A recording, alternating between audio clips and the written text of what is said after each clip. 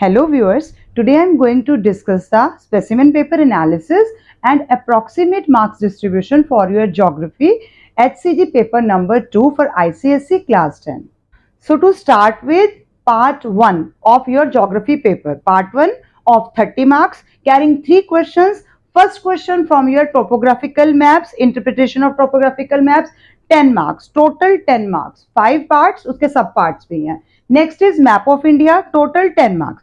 अब इसमें अगर हम और डीपली जाएं तो मैं आपके साथ ये भी डिस्कस कर सकती हूँ कि कौन कौन से क्वेश्चंस इसमें प्रोमिनेंट आ सकते हैं, क्योंकि पहले ये 20 मार्क्स होता था तो बहुत ज्यादा क्वेश्चंस होते थे. अब 10 मार्क्स में जो मेन टॉपिक हम 10 मार्क्स के लिए कर सकते हैं, first is 4 grid and 6 grid knowledge. अगर यही हमें नहीं है तो हम टोपोग्राफी को समझ ही नहीं पाएंगे, मतलब शीट को इंटरप्रेट ही नहीं कर पाएंगे. तो सबसे पहले बच्चे को इसकी नॉलेज होनी चाहिए स्टूडेंट को 6 एंड 4 ग्रिड क्या है. नेक्स्ट इज हमारे पास मीनिंग ऑफ जितने भी कलर्ड सिंबल्स आ रहे हैं, अगर डेप्थ दिखाई है, रिलेटिव डेप्थ दिखाई है, हाइट दिखाई है, कलर्ड सिंबल पूछा है, तो ये सब हमारे पास आ जाएगा. नेक्स्ट हमारे पास आता है इसमें एक प्रोमिनेंट क्वेश्चन जिसमें डिस्टेंस पूछा जाता है. जैसे अभी इस बार का इन्होंने थोड़ा सा चेंज करके टाइम पूछा है, तो डिस्टेंस और हमें एरिया कैलकुलेट करके टाइम के लिए निकालना था. तो डिस्टेंस हमें कैलकुलेट करेंगे और उससे हम एरिया कैलकुलेट कर लेंगे. टोटल ग्रिड कितने बन रहे हैं उनको मल्टीप्लाई करके हम एरिया निकालते हैं, तो एरिया भी एक प्रोमिनेंट क्वेश्चन बनता है. इसके अलावा next question we can also cover from directions. Geography है तो डायरेक्शंस के बिना कैसे कंप्लीट होगा. तो डायरेक्शंस एक प्लेस की दूसरे प्लेस से, ए स्टेशन बी स्टेशन से कितना कौन सी डायरेक्शन में जा रहा है, तो हमें ध्यान से देखना है फ्रॉम लिखा है, टू लिखा है, क्या चीजें, स्टेटमेंट को ध्यान से इंटरप्रेट करना है. तो डायरेक्शंस पे एक क्वेश्चन जरूर होगा. नेक्स्ट है स्लोप ऑफ रिवर. अब स्लोप ऑफ रिवर के लिए आपको क्या देखना है, दो चीजें देखनी है स्लोप ऑफ रिवर के लिए.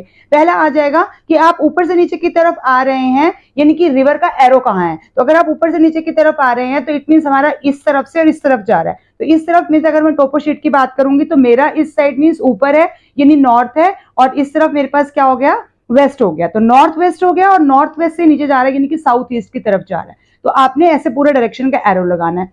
या इसी के साथ एक और क्वेश्चन जो हम लेते हैं कि which bank of the river, तो कौन सा बैंक ऑफ रिवर है. तो आप अगर नदी में एरो है कि कहां से कहां की तरफ पानी जा रहा है, तो उसकी तरफ खड़े होंगे, अपने दोनों हाथ अगर आप ओपन करेंगे तो आपका जो हाथ जो जिस तरफ है, जैसे अगर इस तरफ राइट हैंड है, मेरा राइट हैंड है, तो ये राइट बैंक है, यानी कि ये जो भी जगह दी गई है हमें, जो भी पॉइंट दिया गया, तो ये पॉइंट रिवर के राइट बैंक पे, और अगर वहां मेरा लेफ्ट हैंड बन रहा है तो लेफ्ट बैंक पे है. पर पहले आपको ऐसे इमेजिन कर रहा है इफ जैसे आप रिवर के अंदर खड़े हैं और आपका फेस उसकी तरफ है जहां उसकी डायरेक्शन है, तभी आप उसके बारे में अच्छे से पता लगा पाएंगे. हमने असली में रिवर में नहीं जाना, इमेजिन करना है. उसके बाद हमारे पास इसमें एक और कंफ्यूजन आता है कि अगर एरो नहीं दिया है तो आप कैसे पता लगाएंगे कि कहां से कहां है. तो वहां पर फिर हम कॉन्टूर इंटरवल्स की हाइट को देखते हैं कि कितने हाइट पे कॉन्टूर इंटरवल, इमेजिनरी हाइट जो हमें दी हुई है वो कितनी कितनी है. तो वो हमारे पास इमेजिनरी लाइंस जो कॉन्टूर लाइंस हम लेते हैं, तो किधर ज्यादा मैक्सिमम वाली मतलब नंबर आएगा और कम वाला नंबर आएगा, तो उसकी स्लोप इस तरफ आ रही है रिवर की, तो सेम बाकी का क्राइटेरिया सेम रहेगा. तो इसके साथ रिलेटेड क्वेश्चन आ जाते हैं. नेक्स्ट हमारे पास आ जाता है इसमें कॉन्टूर इंटरवल निकालना. तो हमारे मैप का कॉन्टूर इंटरवल आइडियली जो होता है वो 20 ही होता है. इसके अलावा next is settlement pattern. Settlement pattern means घर कैसे बने हुए हैं, किस तरह से हैं, एक लाइन में है, लीनियर है, स्कैटर्ड है, डिस्पर्स्ड है, किस तरह से हैं, न्यूक्लिएटेड है, क्योंकि अगर पास पास में घर है तो हम न्यूक्लिएटेड लिखेंगे. Next is drainage pattern. Drainage pattern में हमारे पास क्या आएगा, रिवर का पैटर्न कैसा है. जैसे रेडियल है तो एक ही बॉक्स के अंदर की तरफ आपको 4-5 लाइंस दिखाई दे रही हैं और वहीं पर वो खत्म हो जाएंगी, तो ये रेडियल पैटर्न हो गया. बेसिकली वो स्टार्ट वहां से हो रही है.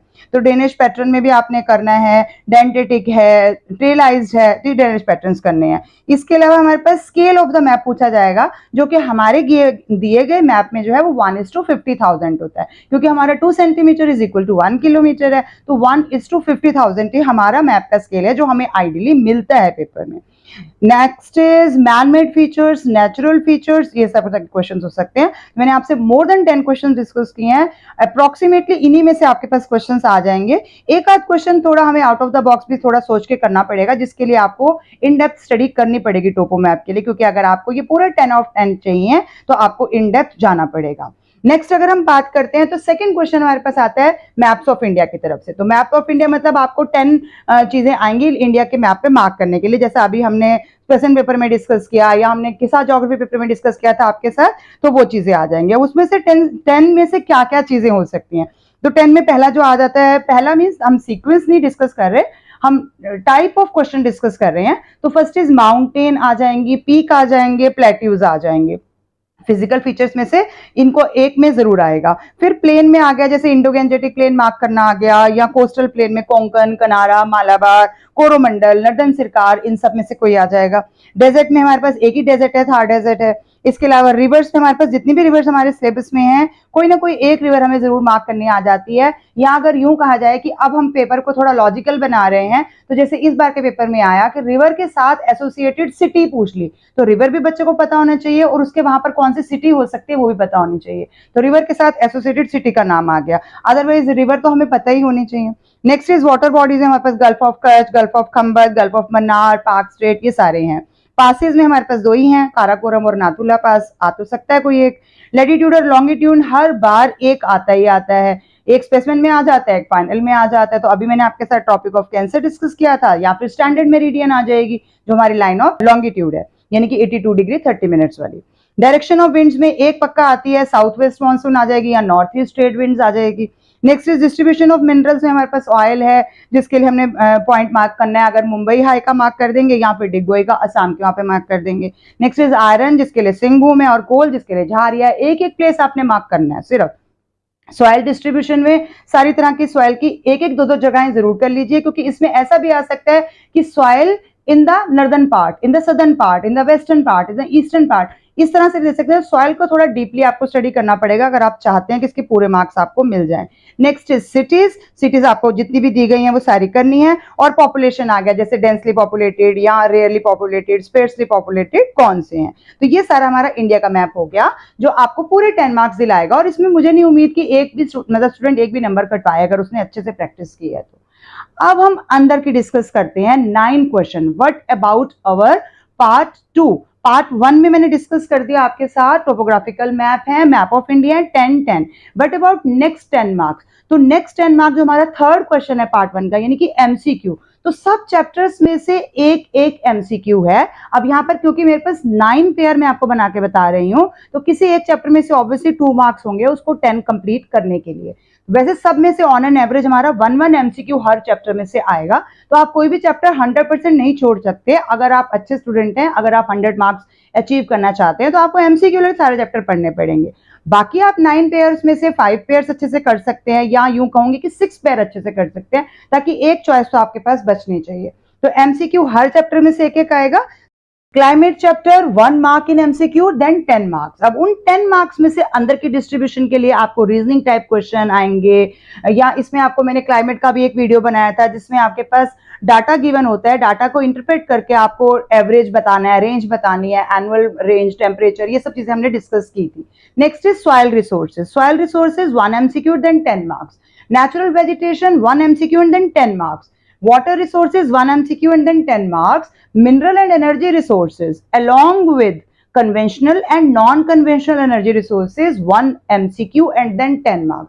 तो यहां तक का बहुत ही सिंपल है, क्योंकि हर एक चैप्टर 10-10 मार्क कैरी कर रहा है। Climate 10, soil resources 10, natural vegetation, water resources 10 में पार्ट 2 की बात कर रही हूँ। 1 MCQ पार्ट 1 में ऑलरेडी आ चुका है। मिनरल एंड एनर्जी रिसोर्सेज के अगर आप अपनी बुक में अच्छे से देखेंगे तो चैप्टर बहुत लेंदी है, जिसमें आपको अच्छा खासा टाइम डिवोट करना पड़ेगा उसको अच्छे से लर्न करने के लिए, समझने के लिए।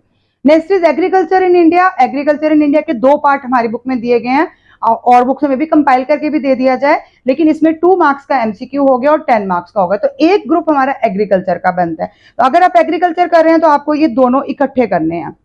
नेक्स्ट इज मैन्युफैक्चरिंग इंडस्ट्रीज, जिसमें 2 टाइप की हैं, agro based and then mineral based. तो अगर आप मैन्युफैक्चरिंग इंडस्ट्रीज वाला चैप्टर अपने 5 क्वेश्चंस पे चूज करके रखते हैं, तो आपको ये दोनों चैप्टर्स का पेयर अच्छे ढंग से करना है। तो सबसे इजी चैप्टर जो इसमें बनता है वो है ट्रांसपोर्ट। तो यहाँ पर हमें ट्रांसपोर्ट अकेला चैप्टर है, फिर दोबारा से जो 10 मार्क्स कवर कर रहा है। पहले नहीं आता था, पहले ट्रांसपोर्ट और वेस्ट मैनेजमेंट इकट्ठा होकर आता था, लेकिन अभी के लिए transport 1 MCQ and then 10 marks, यानी इन्हीं चैप्टर्स जैसा ही ट्रांसपोर्ट बन जाएगा। और लास्ट हमारे पास है वेस्ट मैनेजमेंट, जिसमें कि 2 पार्ट फिर से हैं, waste management part 1 and part 2। तो ये भी पेयर आपने इकट्ठा करना है। तो ये पेयर भी आप इकट्ठा करेंगे तो 1 MCQ and then 10 marks total हो जाएंगे। तो आपके पास एग्रीकल्चर, मैन्युफैक्चरिंग इंडस्ट्रीज और वेस्ट मैनेजमेंट, इन तीनों की ग्रुपिंग आप करोगे, तभी आपके ये चैप्टर्स जो है वो 14 से 9 बन जाएंगे। उसके अलावा अब आपने ये चूज करना है कि कौन से 5 क्वेश्चंस आप इजीली पार्ट 2 में से कर सकते हैं। तो अकॉर्डिंग टू मी आप क्लाइमेट कर सकते हैं, soil resources, natural vegetation, water resources, और ये 4 हो गए। और यहां से अगर आप ट्रांसपोर्ट कर लेते हैं तो ये 5 ऐसे चैप्टर्स हैं जो सीधे ही एक ही चैप्टर है और हार्डली 3-4 पेजेस के हैं। मैं ये नहीं कह रही कि उनकी आप एक्स्ट्रा स्टडी मत कीजिए। ज्योग्राफी में अच्छे मार्क्स लेने का मतलब है आप जितनी रेफरेंस बुक्स अच्छे से रेफर कर सकते हैं उतनी कीजिए। तो ये आपका 5 चैप्टर्स हो गए। बाकी अगर आप इन डेप्थ स्टडी करना चाहते हैं, आपको आगे भी ज्योग्राफी में ही स्टडी करना है, तो जरूर इन चैप्टर्स के अंदर जाइए। बहुत इंटरेस्टिंग चैप्टर्स हैं और इनमें से मार्क्स भी आपको लेने हैं, तो मेहनत करनी पड़ेगी, तभी आप अच्छे से मार्क्स ले पाएंगे। तो I hope now you understand the distribution of marks in your geography paper.